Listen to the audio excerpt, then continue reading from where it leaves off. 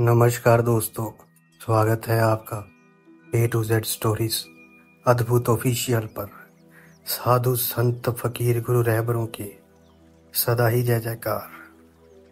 आज के युग में सबको सुख की तलाश रहती है कि आखिर सुखी कैसे होगा जाए।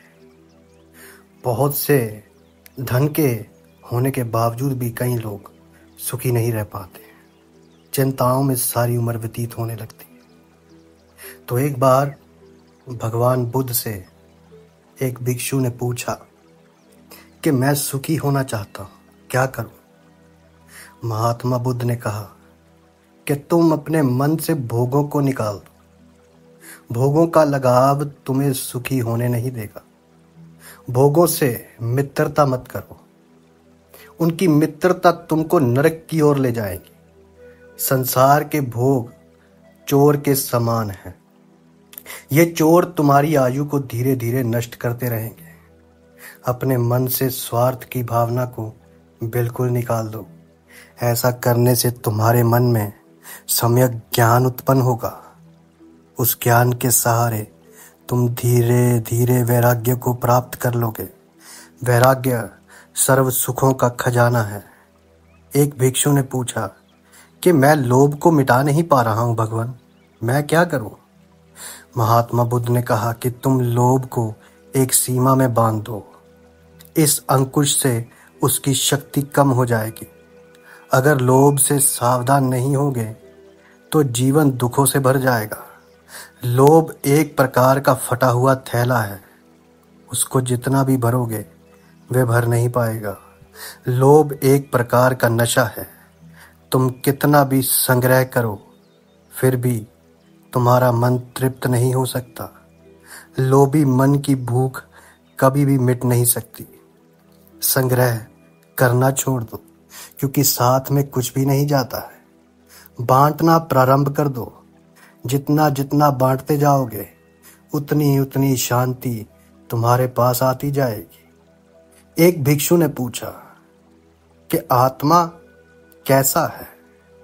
महात्मा बुद्ध ने कहा कि आत्मा आनंद है, आत्मा प्रेम है, आत्मा शांति है, आत्मा पूर्ण है, आत्मा निराकार है, आत्मा सर्वव्यापक है, आत्मा तीनों कालों में नित्य है, आत्मा अजर अमर है, आत्मा अद्वितीय है, आत्मा पुरातन है, अर्थात पुराने से भी पुराना होते हुए नए से भी नया है। आत्मा स्त्री पुरुष और पशु पक्षी सब जीवों में समाया हुआ है। वे सबका चेतन और सबका साक्षी है। आत्मा सबका दृष्टा है। आत्मा सब जीवों में विद्यमान है। वे सब जीवों का जन्म और मृत्यु भी देखता है। शरीर का बचपन, यौवन और बुढ़ापा भी देखता है। आत्मा स्वयं प्रकाश है, उसको किसी अन्य प्रकाश की जरूरत नहीं है। आत्मा निरंजन है, जिसमें नाम मात्र का भी मैल नहीं है। आत्मा विकारों से रहित है। आत्मा अविनाशी है और वे जन्म मरण से रहित है। वे शाश्वत है, अर्थात सदा है। आत्मा को शस्त्र नहीं काट सकते, इसको आग नहीं जला सकती, इसको पानी नहीं डुबो सकता और वायु नहीं सुखा सकती। आत्मा सनातन है, अर्थात वे सदा रहने वाला अनादि। आत्मा तटस्थ है। आत्मा पूर्ण और तृप्त है। आत्मा परम पवित्र है। आत्मा को इंद्रियां, मन और बुद्धि नहीं जान सकते, इसलिए वे अव्यक्त है। आत्मा तो इन सब से दूर है, इसलिए वे अचिंत्य है। आत्मा आश्चर्यमय है, क्योंकि उसको कोई विरला ही जान पाता है। आत्मा का अनुभव करना सबसे बड़ा कार्य है।